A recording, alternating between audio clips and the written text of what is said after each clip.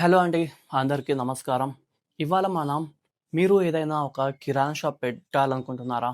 లేదా hotel, tiffin centre, fast food centre ఇలా ఏదైనా సరే ఒక కంపెనీ ఫ్రిడ్జ్ అనేది రిక్వైర్మెంట్ ఉందా? అయితే మీరు ఒక కంపెనీ అంటే కోకో కోలా గావచ్చు, పెప్సీ గావచ్చు, లేకపోతే క్యాంపా గావచ్చు, అసలు ఎలా అప్లై చేసుకోవాలి? మనకు ఫ్రిడ్జ్ రిక్వైర్మెంట్ ఉందని వాళ్ళకెలా తెలుస్తుంది?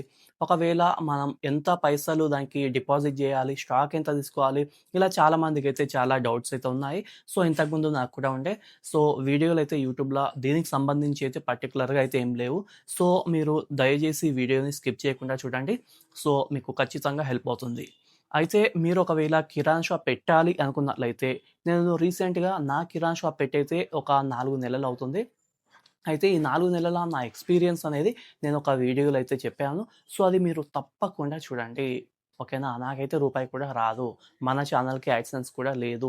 కాకపోతే ఒక గైడ్ జేయాలి జనాలని. ప్రెజెంట్ అనేది కిరాణా షాపు ఎంతవరకు రన్ అవుతుంది అనేది చాలామందికి తెలియలేదు. సో, నాకు కూడా తెలీదు. నన్ను గైడ్ చేసేవాళ్ళు లేక నేనైతే పెట్టుకున్నాను. సో, మీరొక్కసారి ఆ వీడియోని చూస్తే మీకొక క్లారిటీ అయితే వస్తుంది. ఓకేనా? అలాగే స్టాక్ ఎక్కడ తీసుకోవాలి, ఏంటి అనేది కూడా చాలా వీడియోలయితే కిరాణా షాప్‌కి సంబంధించి మన ఛానెల్‌లో ఉన్నాయి. సో, ఒకసారయితే అవన్నీ మీరు చూడండి. ఓకేనా?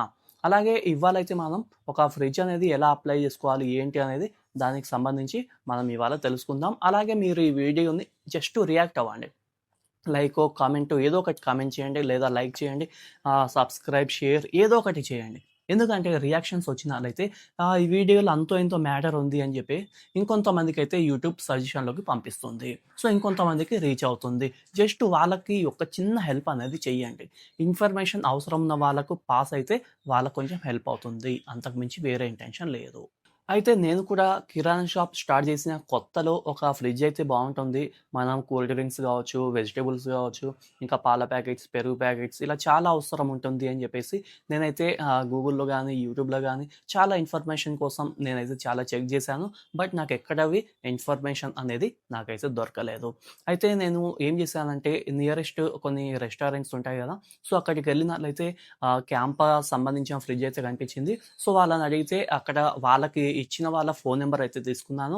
తీసుకొని వాళ్ళకి కాల్ చేస్తే మీ ఏరియాకి మేమైతే సప్లై చేయట్లేదు అని చెప్పారు. అయితే ఎవరైతే సప్లై చేస్తున్నారో వాళ్ళ ఫోన్ నంబర్ తీసుకొని నేను వాళ్ళకైతే కాల్ చేశాను. సో, వాళ్ళకి కాల్ చేసినట్లయితే వాళ్ళు కొన్ని డాక్యుమెంట్స్ అయితే అడిగారు.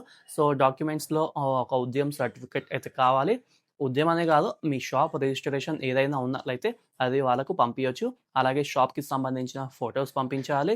అలాగే మన ఆధార్ కార్డ్ గానీ, మన ఫోటో గానీ ఇవన్నీ అయితే వాళ్ళకి పంపించాలి. ఇలా పంపించిన తరువాత ఒక 10, 15 రోజుల్లో మీకైతే ఫ్రిడ్జ్ అనేది రావడం జరుగుతుంది. నాకైతే నెల మీద 5 రోజుల టైం అయితే తీసుకుంది. సో, 35 రోజుల టైం తీసుకున్న తరువాత నాకైతే ఈ యొక్క ఫ్రిడ్జ్ అయితే వచ్చింది. యాక్చువల్లీ ఇది చిన్న ఫ్రిడ్జ్ అని చెప్పుకోవచ్చు. Basic model. చాలా వరకైతే సింగిల్ డోర్‌వి కొంచెం హైట్ అనేది ఎక్కువుంటాయి. అలాగే డబుల్ డోర్ ఉంటుంది. సో, ఏ కంపెనీ అయినా సరే ఒకే ఫ్రిడ్జ్ అనేది అందరికీ అయితే ఇవ్వదు. సో, రకరకాలుగా అంటే హైట్ గావచ్చు, డబుల్ డోర్ గావచ్చు, ఇలా సైజుని బట్టి అయితే ఇస్తుంది. సో, కిరాణా షాప్ అన్నప్పుడు ఖచ్చితంగా సింగిల్ డోరే వస్తుంది. సో, నాకైతే ఇది గాదు పెద్దదే వచ్చేది. బట్ గోదాంలో స్టాక్ లేదని జెప్పేసి అతనైతే చెప్పాడు. అయితే మీ రిక్వైర్మెంట్‌ని బట్టి మీరైతే తీసుకోండి. పెద్దది కావాలి, డబుల్ డోర్ కావాలి అని మాత్రం మీరెళ్ళొద్దు. ఎందుకంటే కరెంట్ బిల్ అయితే వాచిపోతది. అర్థమైందా? సో, అనవసరంగా మనం ఎక్కువది తీసుకున్నట్లయితే మనకే బొక్క. అలాగే నైట్ టైమ్ అయితే బంద్ చేసుకోవడం చాలా మంచిది. నేను ఒక 15 రోజులవి వాడలేదు. 13 రోజులేమో వాడాను. 300 వచ్చే కరెంట్ బిల్ 700 అయితే వచ్చింది. సో, నెలలో సగం రోజులు వాడకపోతేనే 400 డిఫరెన్స్ వచ్చింది. అదే 1 మంత్ మొత్తం నైట్ టైమ్ బంద్ చేయకుండా వాడితే మాకు ఖచ్చితంగా మినిమమ్ 2000 వరకైతే వచ్చే అవకాశం అయితే ఉంటుంది. అయితే అసలైన పాయింట్‌కొద్దాం. ఇప్పుడు క్యాంపా ఓకే. మరి మిగిలిన వాళ్ళు కోకో కోలా గావచ్చు, పెప్సీ గావచ్చు. సో, వాళ్ళు కూడా ఆ ఫ్రిడ్జ్ అనేది స్పాన్సర్ జేస్తారు. అయితే వాళ్ళకి, వీళ్ళకి ఉన్న డిఫరెన్స్ ఏంది అంటే, వాళ్ళ దగ్గర మినిమమ్ మనమైతే స్టాక్ మెయింటైన్ జేసుకోవాలి. నెలకింత స్టాక్ అని జెప్పేసి ఉంటుంది. అలాగే వాళ్ళ దగ్గర డిపాజిట్‌వి కొంత ఉంటుంది. సో, 10,000, 15,000 సో, ఒక్కొక్కరికి ఒక్కోలాగా అయితే ఉంటుంది. అయితే నాకు నచ్చిన అంశం ఏందంటే క్యాంపాలో ఎలాంటి డిపాజిట్ అయితే వాళ్ళు తీసుకోరు. జస్ట్ స్టాక్ అనేది తీసుకోవాలి. నేను ఈ ఫ్రిడ్జ్ కోసమైతే నేను తీసుకున్న స్టాక్ అనేది జస్ట్ రూ. 2,400 మాత్రమే. సో, క్యాంపాకి సంబంధించి సంబంధించి అలాగే వాటర్ బాటిల్స్ అయితే ఉన్నాయి. సో, అవి కూడా తీసుకోవడం జరిగింది. అంటే ఈ చిన్న ఫ్రిడ్జ్ కాబట్టి మనం తక్కువ స్టాక్ అనేది తీసుకున్నాం. అదే ఒకవేళ పెద్ద ఫ్రిడ్జ్ అయితే దానికి తగ్గట్టుగా 5,000, 6,000 ఇంకా డబుల్ డోర్ అయితే 10, 15,000 స్టాక్‌వి తీసుకోవాల్సి వస్తుంది. సో, మన రిక్వైర్మెంట్‌ని బట్టి మనం తీసుకోవాలి. అనవసరంగా మనం తీసుకున్నా మనకే బొక్క.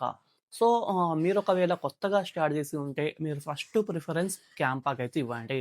సో, క్యాంప్ అనేది ఆహ్, కొంచెం యూజర్ ఫ్రెండ్లీ లాగా ఉంటుంది. సో, సింపుల్‌గా ప్రాసెస్ అనేది అయిపోతుంది. వాళ్ళ దగ్గర ఏందంటే డిమాండ్ ఎక్కువుంటుంది. సో, ఖచ్చితంగా డిపాజిట్ లేకుంటే మంత్లీ ఇంత స్టాక్ మెయింటైన్ చేయాలి అని చెప్పేసి అంటారు. సో, ఈ క్యాంపాలో నాకు నచ్చిన ఇంకొక విషయం ఏందంటే ఒకవేళ సేల్ జరగకపోతే అవి ఎక్స్‌పైర్ అయిపోయినా గానీ రీప్లేస్‌మెంట్ అయితే ఉంటుంది. సో, ఇంతకన్నా మనకేం కావాలి? డిపాజిట్ లేదు. అలాగే స్టాక్ కూడా బ్యాలెన్స్‌డ్‌గా తీసుకుంటున్నాం. అలాగే ఒకవేళ ఎక్స్‌పైర్ అయిపోయినా గానీ రీప్లేస్‌మెంట్ అనేది ఉంటుంది. సో, ఇంకేం కావాలి? సో, ఇది మళ్ళా మీకు ఇంకేమైనా డౌట్స్ ఉన్నట్లయితే కింద కామెంట్ సెక్షన్‌లో చెప్పండి. నేను మీకు ఖచ్చితంగా రిప్లై ఇస్తాను. సో, ఈ వీడియో కూడా ఒకరు కామెంట్‌లో అడిగినందుకే నేనైతే చేస్తున్నాను. ఓకేనా? అయితే మీరు ముఖ్యంగా గుర్తుంచుకోండి, ఏదైనా పెట్టుకోండి గానీ కిరాణా షాప్ పెట్టుకోవాలి అన్నట్లయితే ఒక్కసారి ఆ వీడియో చూడండి.